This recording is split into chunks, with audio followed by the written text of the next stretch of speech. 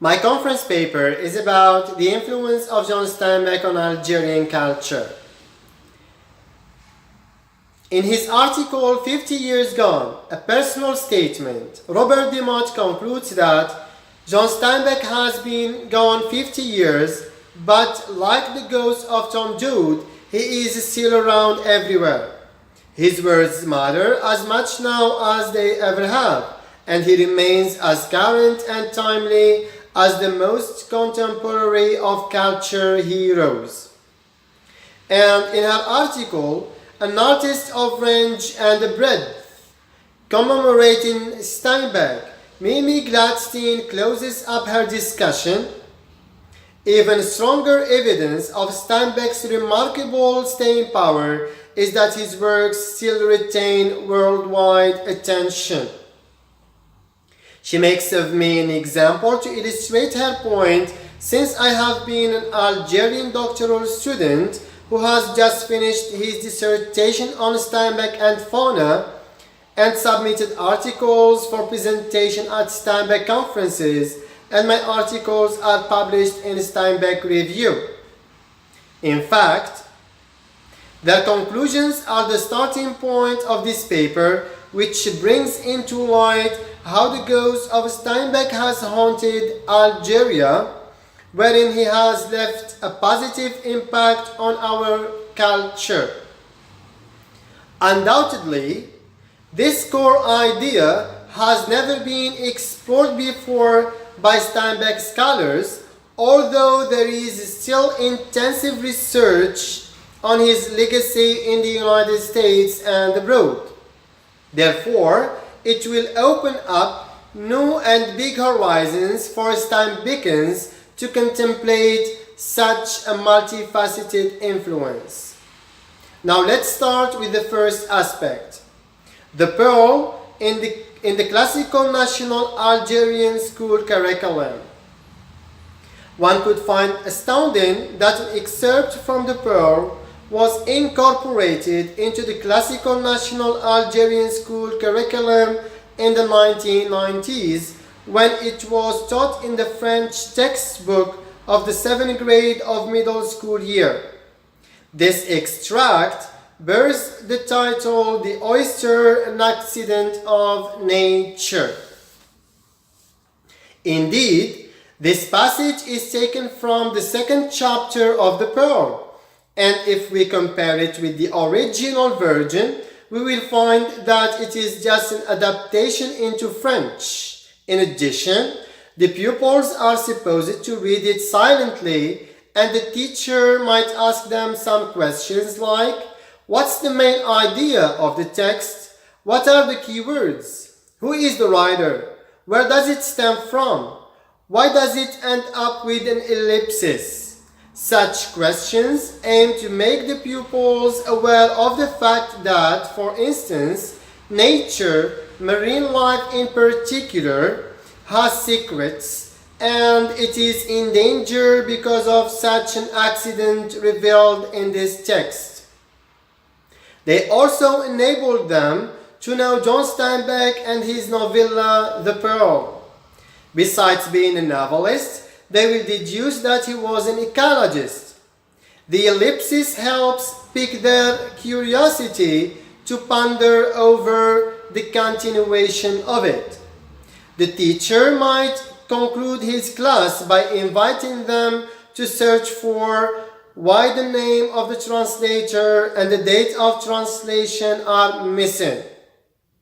In this case, they can bring different interpretations to debate over with their teacher in the classroom.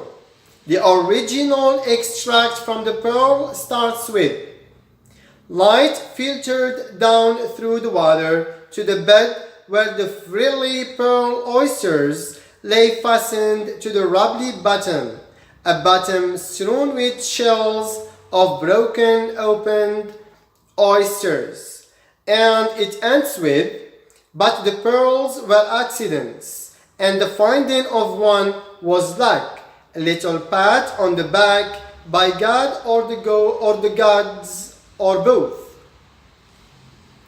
On the one hand, one could surmise that the Ministry of Education at that time purposefully taught the young Algerian generations that Algeria was a pearl, and many countries were allured by its fertility and riches. And so, they had to keep it from any interior or exterior danger, be it political, ecological, or whatever. On the other hand, those emerging students were sensitized that they were the pearls of Algeria, that their government had to rely on them to move it forward. The second aspect, John Steinbeck in the Algerian newspapers. Steinbeck's works, most notably Of Mice and Men, The Long Valley, The Grapes of Wrath, and The Pearl, are alluded to by the Algerians in their widely read French-speaking daily newspapers. One could find interesting how Steinbeck is highly recommended and read, and how parallels are drawn between Algeria and his imaginary realm. Besides, the famous Algerian martyr Ahmed Zabana used Steinbeck's movie Viva Zapata to kindle patriotism in the heart of the Algerian soldiers who belonged to his group to fight against the French colonizer more valorously. Faisal Mitawi, in his article Said Khalifa, after the screening of the movie Zabana in Algiers, we were locked in the idea one hero, the people, was published in Al Watan on the 14th of August 2012, reveals that according to the director Said Khalifa, the movie Zabana, which was based on Azzeddin Mihoubi's script, will be released starting from mid-October 2012. As a matter of fact, it revolves around Ahmed Zabana's life, the first Algerian nationalist guillotined by the French colonial army in Algiers in 1956. Said Khalifa proceeds that Ahmed Zabana took his group to see the movie Viva Zapata. As the author explains, this movie script was written by Steinbeck and it was directed by Elia Kazan in 1952. It tells about Emiliano Zapata, a Mexican revolutionary figure who revolted against the reign of General Porfirio Diaz around 1910. One could surmise that Ahmed Zabana was so influenced by the movie Viva Zapata that he used it to arouse the feelings of his group to fight against the French as men of true valor. On the other hand, the author demonstrates his detailed knowledge of Viva Zapata, and this also leads me to say that there are some strong analogies between Ahmed Zabana and Emiliano Zapata in the sense that they both revolted against tyranny and sought to regain freedom for their countries. In addition to this, Ramdan Bourahla dedicates his article In the Valley of Beni Kalfoun, published in Liberté on the 15th of August 2016, to comparing this valley, which is situated in northwest of Bouira in Algeria, before it turned today to a vast wild swamp, to that of Steinbeck's Salinas Valley of California in his book The Long Valley, in terms of largeness, fertility, richness, and greenness. The valley of Beni Kalfoun was a sizable, green earthly heaven which was pregnant with a huge orchard where orange groves, high trees, and other vineyards were the wealth and the pride of this region. And Sid Lakhdar Boumedien's article, John Steinbeck, An Allegory of Money, published in Le Matin d'Algérie on the 10th of August 2018, foregrounds that Steinbeck's works are an allegory of money which can do both good and bad for man. He recommends the pearl, that of mice and men, then the grapes of wrath to young Algerian readers. In fact, he prioritizes the pearl because of its intensity in terms of the rhythm and the brevity, and this creates a pleasing sensation in those readers.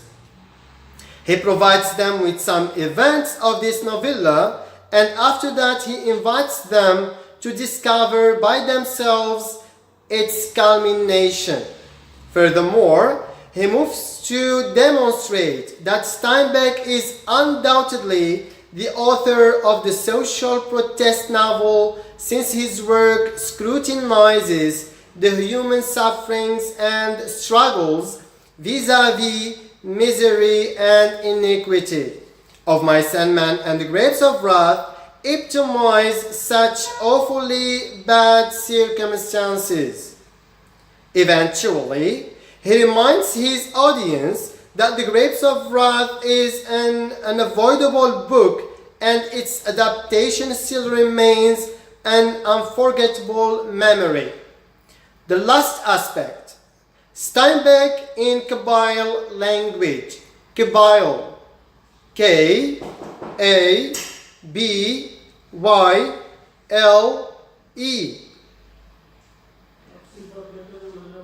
An amazing aspect of Steinbeck's impact on Algerian culture is the fact that the pearl of Mice and Men and the Grapes of Wrath are translated by Erski Boudif into Kabyle or Tamazight, a Berber language spoken by the Kabyle people in the north and northeast of Algeria.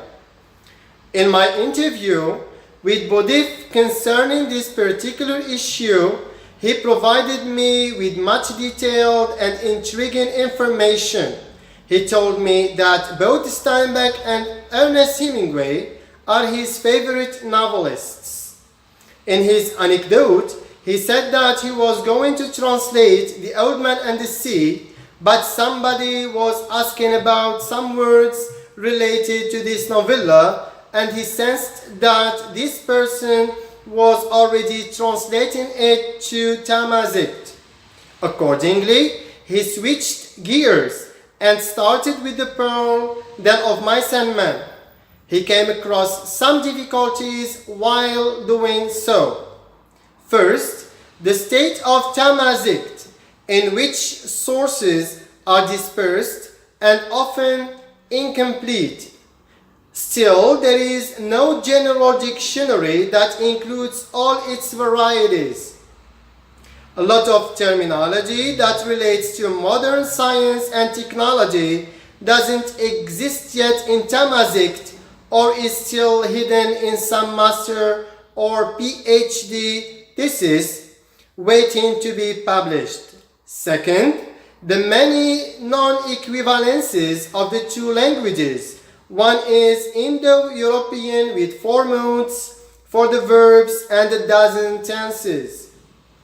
Tamazight has 2 moods with about 4 tenses. Add to it the many nuances in vocabulary and terminology and the huge differences in cultural contexts.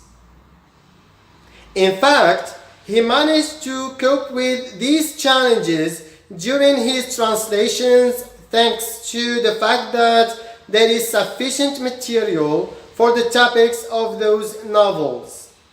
In some cases, he was compelled to suggest a neologism.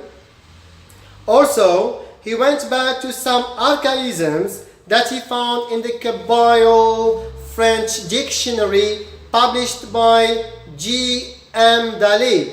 Besides these approaches, he made a group of Kabyle translators on Facebook in an attempt to help each other in some difficult cases. He further says that before his project of translating Steinbeck's 3 works, he translated articles for the Amazigh Voice, a Tamazight English magazine, for which he is the editor-in-chief. He was learning, indeed, until it became a passion for him. He noted that his work as translator aims to save Kabyle from vanishing. Additionally, his choice of Steinbeck is threefold. Steinbeck likes writing on the rural condition of the United States, namely California. Bodif himself came from a rural upbringing as he was the son of a farmer. And Kabyle is rich in vocabulary related to fauna, flora, and agrarian life in general. In fact, The Pearl and Of Mice and Men were translated between 2014 and 2017. They could not be published by 2018, as he said, given the situation regarding copyrights, which he wanted to be respectful of. They were accepted for publication by L'Odyssée Editions in Tizi Ouzou, Algeria. According to him, they may be published by this summer. The translation of the Grapes of Wrath has not been finished so far. There is no particular reason other than the book is quite long and presently he is doing it on his free time. In the evening, page by page. For him, the purpose of translating works from the American literature, most notably Steinbeck, is to bring to Tamazight readers new styles, themes, openness to other culture, and more importantly, to measure Tamazight's aptitudes to adapt to contexts and contents presented in major languages such as English, which I believe will increase its chances for survival and development. I guess Steinbeck is known in Kabylia through French translations of his works. By the way, Kabylia is the region where Kabyle or Tamazight is spoken. Bodif culminated. I translated the English version as faithfully as possible and kept the literary style as much as reasonably possible. I never skipped a sentence or a paragraph for any reason. We come to a conclusion that this paper reveals how John Steinbeck's ghost reached Algeria and how it has impacted its culture positively on different levels. An extract from The Pearl was a part of the French textbook of the classical national curriculum in the 1990s. Wonderfully, this novella, together with Of Mice and Men and The Grapes of Wrath, were translated into a regional Algerian language called Tamazight or Kabyle. No doubt that John Steinbeck was so influential that he appears in some Algerian newspapers. Thank you very much for your attention.